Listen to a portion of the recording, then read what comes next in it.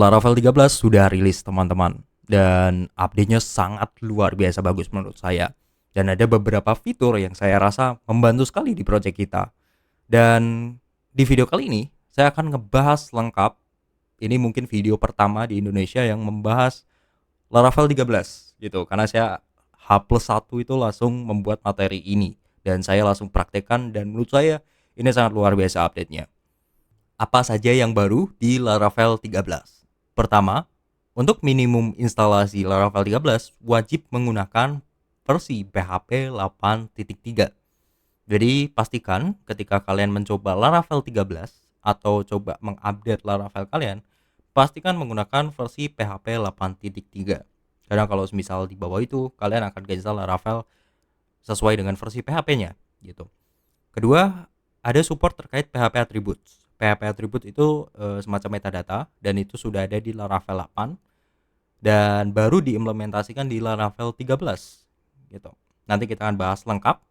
Ketiga, Laravel AI SDK. Nah, ini salah satu yang menurut saya update-nya paling bagus, Laravel AI SDK.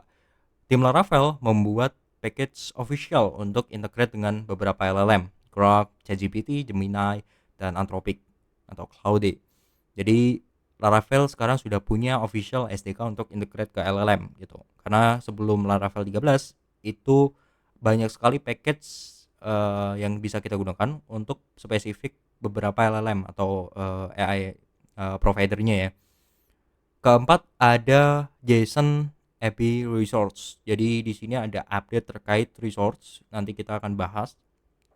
Kelima, ada update baru ya ini ya, terkait queue. Itu queue routing. Jadi kita bisa atur queue untuk drivernya secara dinamis. Redis, database itu bisa kita atur secara dinamis. Keenam, ini update yang paling saya suka karena Laravel itu beberapa database itu ada yang seperti Postgre itu support untuk nyimpen vektor ya. Dan update ini khusus untuk Postgre aja.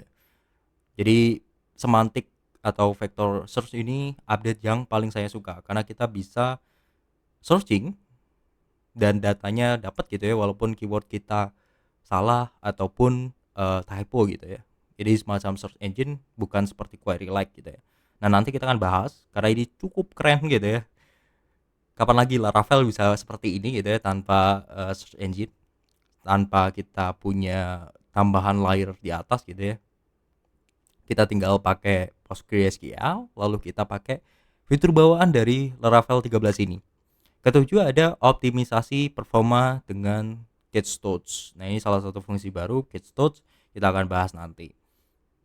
Itu aja update dari Laravel 13. Kita akan bahas satu-satu teman-teman, karena saya sudah nyoba semuanya dan ini update-nya cukup luar biasa bagus gitu ya.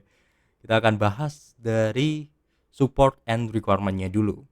Seperti yang tadi saya bilang, Laravel 13 wajib menggunakan PHP 8.3 sampai 8.5 gitu ya. Rilisnya baru ini ya. Baru tanggal 17 Maret kemarin, dan video ini dibuat tanggal 19 Maret, materinya dibikin 18 Maret gitu. Jadi mungkin ini salah satu video yang ini ya, yang pertama di Indonesia kali yang ngebahas Laravel 13. Semoga setelah upload pertama kali yang ngebahas Laravel 13 saya gitu ya. Lalu untuk bug fix dia di kuartal 3, jadi akan di fix bugs-nya itu sampai kuartal 3 2027, misal ada bug ya. Lalu ada security fix itu sampai kuartal 1 2028. Jadi cukup panjang sekali. Cukup bagus. Yang penting diingat, untuk install Laravel 13, saya ingatkan lagi, versi PHP-nya harus 8.3. Kalau misal di bawah itu tidak bisa. Nah, selanjutnya terkait native PHP attribute support. Kalau semisal kalian teman-teman sudah sering pakai Laravel, pasti kalian sangat familiar dengan gambar ini ya. Ini adalah gambar kode, model, user, dan ada beberapa seperti property ya, kayak table, primary key, key type, incrementing, dan kita bisa atur gitu. Semuanya, available, hidden, kita bisa atur di model. Ini adalah old version model di Laravel 12 ke bawah. Nah, di versi Laravel 13 itu menjadi seperti ini. Bahkan Carbon untuk code ini highlightingnya tidak ada nih. Jadi cukup baru untuk Laravel ya. Cuman tenang teman-teman, dari VS Code-nya ini sudah support ya. Kalau misal tadi saya coba, ini sudah support. Jadi kalian bisa gunakan ini. Ya, ini untuk orang yang sudah terbiasa seperti ini, ketika dipindahin seperti ini jadi kayak kok aneh gitu ya. Namun ya ini masalah keterbiasaan aja. Cuman ini lebih rapi kalau menurut saya ya. Karena kita bisa bedain metadata dan misal kita punya variabel sendiri gitu ya, kita bisa tulis di sini gitu. Jadi nggak nyampur sama metadata dari Laravel-nya dengan metadata atau benar-benar properti dari kelasnya gitu. Misal kita mau bikin fungsi ataupun variabel di dalam kelas, itu menurut saya nggak nyampur gitu. Jadi lebih dipisah-pisah dan kelihatan lebih rapi. Walaupun saya belum terbiasa jujur, dan saya yakin juga semua teman-teman di sini belum terbiasa dengan ini. Tapi mari kita terbiasakan dengan ini gitu.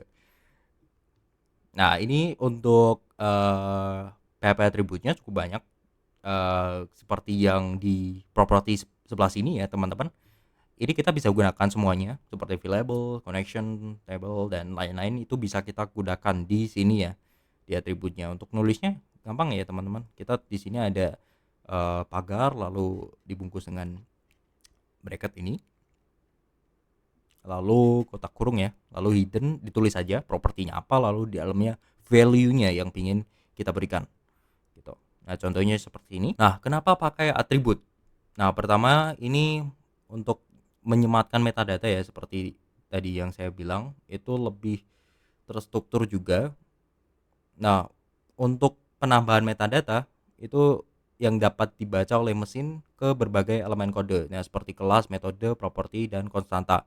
Kedua, pendekatan ini memaksimalkan standar fitur asli PHP. Jadi versi terbaru PHP itu memang sebenarnya sudah support ini ya, PHP atribut ini. Jadi versi 8, dan Laravel gaya penulisannya itu masih ini. Jadi masih yang lama ya, masih di sini disimpan sebagai variable di kelasnya atau property, dan di PHP-nya sendiri sudah ada yang namanya atribut gitu. Jadi Laravel 13 itu mau menyesuaikan dengan PHP yang versi terbaru gitu, biar nggak ketinggalan style gaya penulisannya. Nah, ini kalian bisa lihat kalian search aja di ini ya, PHP. Nah, ini saya tadi baca-baca juga di sini. Kalian bisa baca-baca aja, nanti semua link yang saya pakai untuk membuat materi ini saya akan cantumkan di deskripsi teman-teman. Selanjutnya update terkait standarisasi REST API melalui JSON API. Nah, ini update yang menurut saya paling mungkin ya nggak kerasa lah ya. Tapi ini bisa ngebantu kalau misal kalian sering pakai resource. Jujur saya jarang pakai resource, karena saya punya helper sendiri untuk nge-build REST1 API gitu. Jadi ini sebenarnya bisa dimodifikasi dan di ini ya, di combine juga dengan helper kalian atau thread kalian. Semisal kalian punya thread, itu kalian bisa combine dengan ini Laravel Resource. Jadi Laravel Resource yang sekarang itu punya bawaan resmi untuk membuat respon REST API yang mematuhi spesifikasi standar JSON API secara otomatis. Nah, fitur ini sangat memudahkan pengembangan karena langsung menangani proses kompleks di belakang layar seperti serialisasi objek dan penyertaan relasi antar table. Untuk ngebuat resource-nya semuanya sama saja ya teman-teman. Namun di sini itu ada yang membedakannya di bagian responnya. Dan responnya pun ini kita bisa atur ya. Nah, kayak gini. Jadi kalian bisa atur.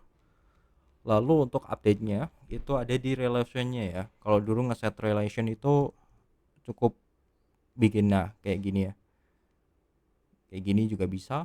Namun di Laravel 13 itu ada yang namanya JSON API. Di sini kita bisa set relationship-nya. Nah, di sini kita bisa, daripada tadi kan kita ngebuat collection baru gitu ya di ini ya, di collection-nya relation. Nah, seperti ini ya. Kalau misal ini user punya post, dia akan buat collection seperti ini lagi. Daripada kita seperti ini, mending kita langsung pakai bawaan dari ininya ya, karena sudah ada JSON API kita bisa pakai ini gitu. Jadi langsung di set di sini. relationship-nya. Jadi sangat membantu sekali kalau misal kalian sering menggunakan resource. Nah, seperti ini ya. Bahkan kita bisa set resource-nya lagi gitu. Mau pakai apa? Langsung di set di sini tanpa ngeset di ininya langsung. Itu update-nya untuk API resource ya. Laravel AI SDK. Sekarang Laravel 13 sudah punya official package untuk menghandle beberapa API dari LLM. Dan kita bisa gunakan beberapa LLM dalam satu waktu gitu ya. Misal untuk image kita pakai Google Gemini, untuk generate kode atau misal generate artikel gitu di aplikasi Laravel kita, misal punya halaman artikel untuk generate artikel itu bisa pakai OpenAI, bisa pakai Anthropic, bisa pakai Grok, dan bisa pakai OpenRouter, DeepSeek dan lain-lain gitu ya. Kalian bisa cek aja di dokumentasinya. Dan untuk instalasinya cukup ketikkan Composer require Laravel AI. Nah, untuk instalasinya itu kalian bisa buka di sini atau cek aja di deskripsi ya. Itu sudah saya cantumkan. Jadi untuk setupnya cukup mudah teman-teman. Kita tinggal pertama kita install package-nya terlebih dahulu. Nah, semisal kita buka Laravel AI SDK ini tuh dalamnya Prism ya. Nah, Prism PHP. Nah, jadi ini salah satu package yang sudah pernah saya bahas di LinkedIn 1 tahun yang lalu. Kalian bisa cek LinkedIn saya aja. Itu saya sudah pernah bahas ini untuk Laravel ya, untuk integrate ke beberapa LLM. Nah, ini kalian bisa lihat semua LLM yang ada di sini itu pasti disupport sama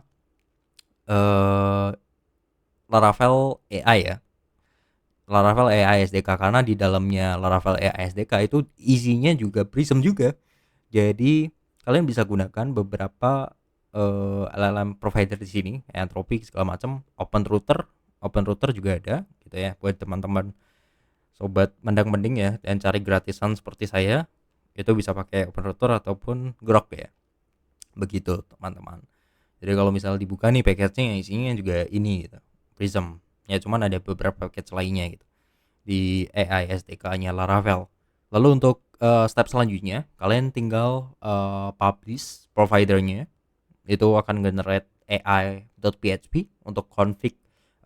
Kalian bisa rubah default model yang kalian pakai, sorry bukan model, AI provider gitu ya. Kalian bisa rubah providernya pakai Gemini ataupun pakai Grok, dan itu bisa beda-beda ya teman-teman. Misal kalian mau generate image mau pakai ini, teks mau generate pakai ini, itu bisa disetting gitu. Nanti kita akan lihat. Lalu setelah itu di migrate, karena di AI SDK ini juga mencatat beberapa ini ya, nggak semuanya, tapi kita bisa catat gitu. Misal use case kalian adalah ngebuat aplikasi chatting AI gitu ya. Nah, si user akan bisa nyimpan conversationnya dia atau konteksnya di sini semua gitu. Jadi semuanya akan tersimpan di sini untuk kita misal chatting sama agent kita. Nanti kita bisa bikin agent juga. Saya juga sudah coba, saya sudah bikin agent untuk generate artikel, itu bisa. Cuman di sini saya nggak nyimpan di sini karena saya kan nggak pakai ini ya, authentication. Jadi cuman pakai komen gitu ya, nggak nyimpan user ID sama sekali. Cuman kalian misal use case-nya ada user ID gitu ya, misal pengen bikin aplikasi seperti tadi chatting gitu ya, kalian bisa simpen user ID kalian di sini dan simpen semua yang berkaitan dengan conversation kalian di sini gitu. Jadi sudah disediakan, kalian bisa cek aja di sini, pasti sudah ada dokumentasinya, silahkan dibaca. Yang di sini saya akan praktekkan itu hanya basicnya, seperti membuat agent sendiri gitu ya. Nah, untuk yang saya pakai modelnya itu, saya pakai untuk embedded, saya pakai OpenRouter dari Nvidia ini. Jadi ini untuk generate embedded atau vector. Nanti saya simpan untuk yang fitur vector search nanti. Dan saya juga pakai Grok ya. Grok yang saya pakai juga modelnya yang ini ya, yang gratisan gitu ya, OpenAI GPT-OS 120B. Itu kalian bisa pakai juga. Nah, ini saya sudah buat suatu komen ya di Laravel untuk generate artikel baru. Di sini ada title, slug. Nah, ini kok bisa seperti ini? Nah, ini saya buat AI agent ya. AI agentannya. Ada agent copywriter. Di sini kalian bisa tulis, kalian bisa tuning prompt-nya jadi lebih bagus gitu ya. Misal kalian mau bikin artikel gitu ya, pastikan untuk kontennya, main kontennya itu berisi HTML ya, tanpa markdown gitu. Jadi valid. Atau kalian mau nge-drag markdown, kalian bisa setting juga di instruction ini. Terserah kalian gitu. Kalian mau bikin AI agent apapun itu bisa di sini. Dan untuk skema resultnya atau hasilnya, kalian bisa atur juga teman-teman. Jadi kalian mau atur nyimpen hasil title, slug, keyword dan lain-lain, di sini tuh bisa gitu. Jadi kita akan coba langsung biar kalian tidak bingung ya. Kita akan coba ini API article AI. Jadi akan ini ya, ngehit endpoint kita dari API article. Dia akan query topiknya, karena ini tidak ada topiknya. Dia akan ngisi topiknya terkait teknologi gitu. Nah ini otomatis ke generate ya. Ini sama AI sudah ke generate pengenalan teknologi di era digital. Nah ini bisa kalian insert langsung ke artikel. Kalian bisa buat komen seperti ini tadi, yang ini PHP artisan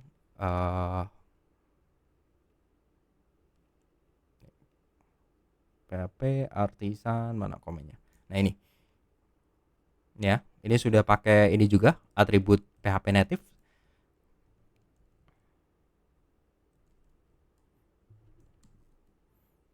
Topiknya misal terkait makan bergizi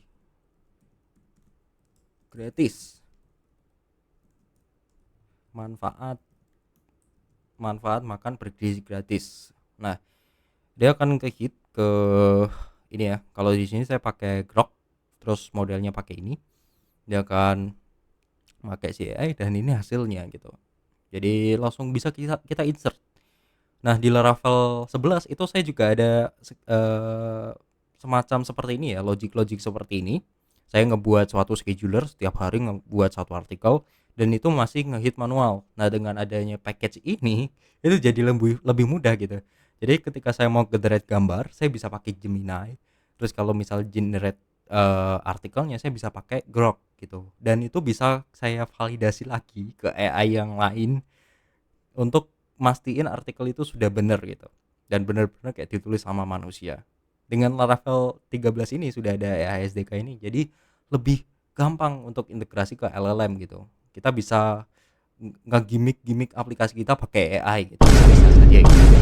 Jadi silahkan berkreasi teman-teman. Ini sudah ada platformnya, sudah ada cara integrasinya juga. Kalian bisa lihat dokumentasinya dan kalian bisa pintar-pintar menggunakan ini gitu.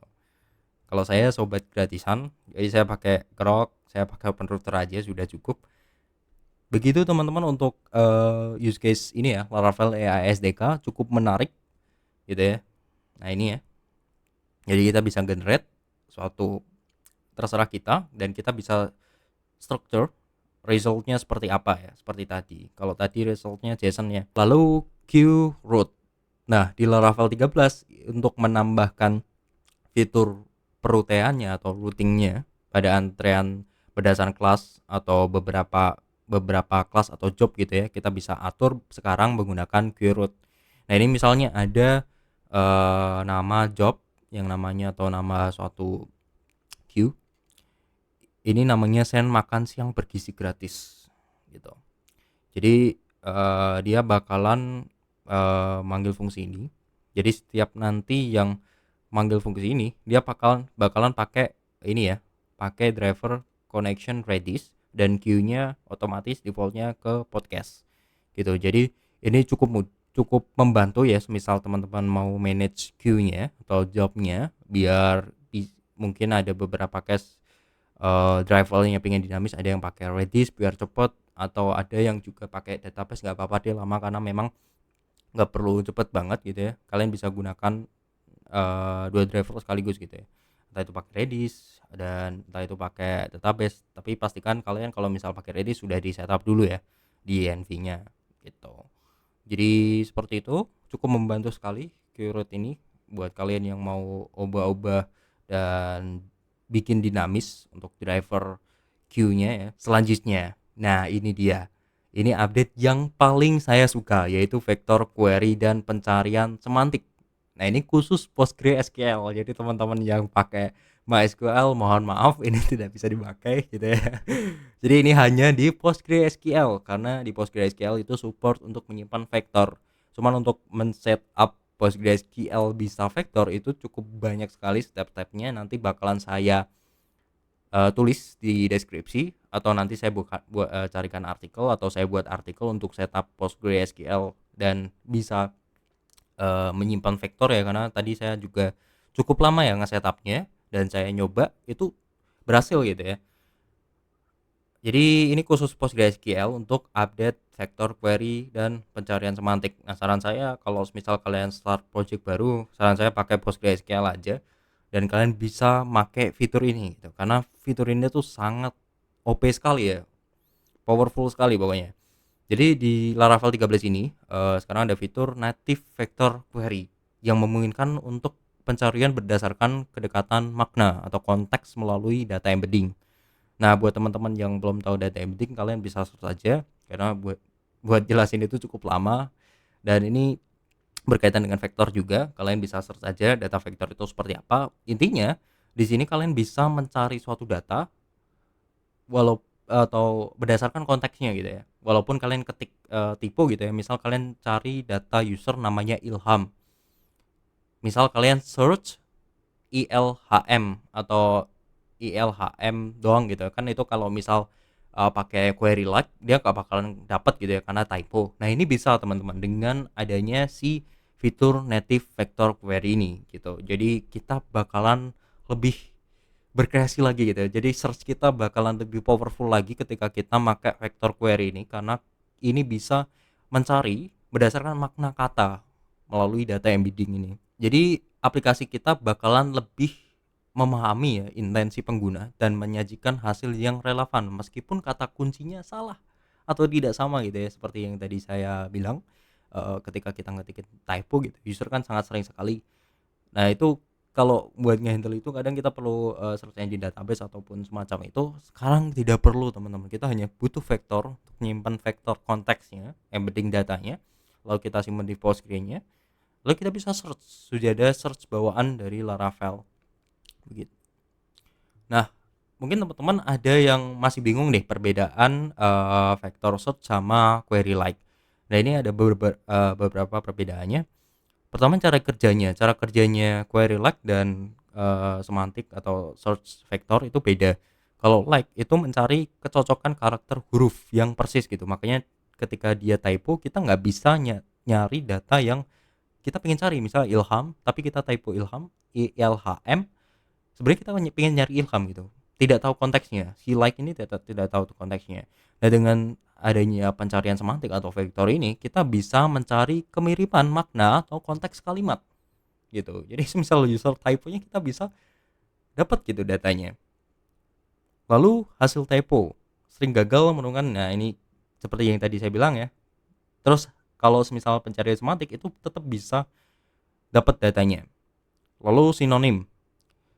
Nah, ini contohnya dia tidak paham sinonim cari mobil, tidak akan muncul kendaraan gitu. Nah, ketika kita pakai vektor itu bisa gitu. Mobil kita bisa memunculkan otomotif dan dia tahu konteksnya gitu karena kita simpan konteksnya itu dalam bentuk embedded atau vektor. Lalu kecepatan. Nah, untuk query like cepat untuk teks pendek, berat untuk teks yang sangat panjang. Nah, untuk vektor search atau pencarian semantik itu sangat cepat untuk data raksasa menggunakan indeks vektor gitu. Jadi kita nggak perlu kayak bikin nyimpen data di search engine database gitu ya. Search database itu nggak perlu, kayak Elastic gitu. Itu kan juga ada fitur seperti ini gitu ya. Tapi dengan adanya kita bisa nyimpen vektor gitu ya, kita bisa ngelakuin ini di Laravel 13. Dan ketika kita pakai Postgre ya teman-teman, kalau teman-teman pakai MySQL mohon maaf izin. Lalu untuk use case-nya seperti ini teman-teman. Jadi seperti yang tadi saya bilang, ketika kita nge-search di sini Budi gitu ya, cuman datanya adanya Budi Sutanto, kita bisa dapat datanya karena kita sudah simpan vektornya gitu. Nah, untuk datanya yang disimpan itu seperti apa? Ini saya kasih lihat. Jadi vektor itu dalam bentuknya seperti ini ya, gitu. Jadi hasil embedding datanya seperti ini dalam bentuk vektor, dan untuk search-nya itu seperti ini ya. Jadi kita melakukan kayak query builder biasanya. Kita kayak ngelakuin query builder biasanya, tapi ada fungsi baru yaitu ini ya, where vector similar to. Ini kita gunakan field dari usernya yaitu embedding ini, lalu ditambah dengan query vektornya. Nah, query vektornya itu juga beda teman-teman. Kita nggak bisa tuh query body ini kita kirim ke langsung di sini. Jadi dari query ini, query text langsung masukin ke sini tuh nggak bisa. Jadi misal query vektor ini kita masukin query text, itu nggak bisa. Karena ini ketika kita masukin seperti ini nggak akan dapat. Karena ini bukan vektor. Jadi kita perlu rubah query text kita menjadi query text-nya itu menjadi vektor. Makanya itu di sini kita perlu embedded lagi nih. Nah, ini pakai open router tadi yang gratisan gitu. Pakai yang gratis-gratis saja. Jadi saya pakai ini untuk merubah si data, misal di sini body kan tadi ya. Ini ya, saya coba users body. Dia akan si body ini akan dirubah jadi vektor, lalu dicari ke database kita. Gitu. Ketemulah si Budi Sutanto ini. Walaupun ini nge-search-nya Budi ya, pakai Y ya, typo ya. Misal Budip ini sama, bisa nggak? Nggak bisa ya. Ini yang mirip-mirip lah gitu. Jadi misal ada data Ilham gitu, kita coba cari. Di sini saya udah nyoba beberapa data ya. Ada data yang typo, ada yang data yang bener-bener ada kata Ilhamnya. Nah, ini kita bisa cari nih. Tetap dapat ya, tetap dapat data Ilham Maulana ini, walaupun katanya nggak ada nggak ada hanya ya di sini. Nah, itu fungsinya vector search itu seperti itu teman-teman. Misal saya search Maulana doang, apakah dapat? Nah, ini tetap dapat ya. Nah, ini hasil query-nya itu ini bisa dipengaruhi tergantung ininya ya, similarity-nya ya, atau minimal similarity-nya. Kalau semakin kecil, jadi dia semakin gampang banget untuk nge-trigger data yang mirip-mirip lah gitu.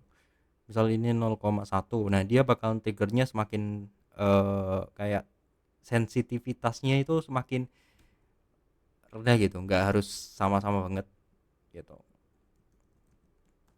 Nah, misal ini tadi kan kalau misal 0,3 itu dia cuma dapat satu ya, satu data itu. Nah, ini kalau misal thresholdnya 2, nah ini plus minusnya ya. Kalau misal semakin tidak sensitif, dia semakin ngambil banyak data nih. Nah, takutnya data-data yang lain nggak ada konteks malananya, dia ikut keambil. Jadi ini saya buat 3 aja gitu. Nah, ini cukup membantu lah gitu. Ketika user ada typo gitu, Budi ataupun dia salah gitu, atau boot doang. Kalau boot kan masih bisa di-handle dengan like ya. Kalau udah kayak Budi gini, nah ini kan susah ya ketika di-handle pakai like gitu ya. Nah, fungsinya si vector search itu buat itu teman-teman. Jadi kita bisa melakukan search walaupun keywordnya salah gitu ya, tapi dia mencari yang similar, yang konteksnya sama gitu ya, dengan metode embedding tadi gitu ya. Udah gitu teman-teman, kalian bisa, ini bisa dipakai di banyak hal gitu ya. Misal kalian punya website pakai Laravel online shop gitu, pasti kan di online shop itu pasti sering typo usernya gitu ya. Nah, ini sangat kepake buat itu gitu. Nah, ini update yang paling saya suka dari semua update yang ada di sini gitu. Kalian karena ini bisa saya pakai seperti use case yang tadi saya jelaskan ya, cukup banyak use case-nya, dan ini sangat membantu sekali gitu. Minusnya ya kalian harus pindah ke, kalau misal kalian pakai MySQL kalian harus pindah ke Postgre, dan kalau misal kalian ininya bermasalah nih, Nvidia embedded yang gratisan ini bermasalah gitu ya, ya udah kalian bakalan error gitu ya. Jadi ya kalian bisa cari beberapa opsi untuk nge-solve itu ya. Kalau misal ini ada apa-apa tetap bisa ke convert jadi vektor, itu gimana caranya? Atau kalian bikin cadangannya lagi modelnya, itu kan bisa ya, di retry lagi kalau misal gagal, kalau misal ini mati atau apa, itu bisa kalian coba-coba lah gitu. Jadi banyak sekali tantangannya dan banyak sekali solusinya. Kayak misal tadi pakai MySQL, ya solusinya ya mohon maaf kalau misal udah production, udah datanya gede sih, agak susah ya, tapi kalau misal mau ya bisa-bisa aja karena ya tergantung case kalian gitu ya. Kalau misal project baru, nah ini saya sarankan pakai Postgre aja biar bisa pakai fitur ini. Level 13 memperkenalkan metode Checktouch. Jadi Checktouch ini touch ini fungsi baru di Chech untuk memungkinkan kita memperpanjang, berlaku atau TTL pada suatu data di cache atau di memori tanpa harus mengambil dan menyimpan data tersebut gitu ya. Jadi sebelum ada cache touch ini, kita perlu ngambil dan menyimpan ulang data tersebut kalau misal kita mau perpanjang berlaku cache-nya atau TTL dari cache tersebut gitu. Misal kita mau nambahin 50 detik, nah kita perlu ambil dulu lalu simpan ulang data tersebut gitu. Jadi baru ke refresh ya jadinya lama berlakunya, masa berlaku dari chat tersebut. Nah, sekarang sudah ada yang namanya chat touch. Kita tidak perlu menyimpan mengambil dan menyimpan ulang chat tersebut. Kita tinggal gunakan chat touch terus key lalu berapa lama yang kita ingin tambahkan gitu ya. Dia otomatis ke expand atau ketambah. Nah, itu aja teman-teman. Update-nya cukup banyak sekali dari Laravel 13. Yang paling saya suka adalah ya tadi ya Laravel AI SDK dan vector search karena itu sangat membantu, dan di project saya juga saya rasa saya bisa uh, implement fitur-fitur yang sudah ada gitu pakai itu gitu. Jadi ya silahkan teman-teman berkreasi. Kalau misal tadi ada yang kurang atau misal ada beberapa dokumen yang tadi saya sebutkan, saya sudah sertakan di deskripsi ya teman-teman. Dan kalau misal teman-teman mau lihat update-nya yang lengkap gitu ya, kalian bisa baca artikel juga yang sudah saya buat di bawah, itu sudah saya buat. Atau kalau misal kalian mau konsultasi terkait project Laravel, kalian bisa kontak ataupun kunjungi website saya lalu tinggal klik kontak saya gitu. Itu sudah ada di situ, kalian bisa hubungin saya, kalian bisa tanya-tanya di situ terkait project Laravel kalian. Mungkin itu saja dari saya. Terima kasih.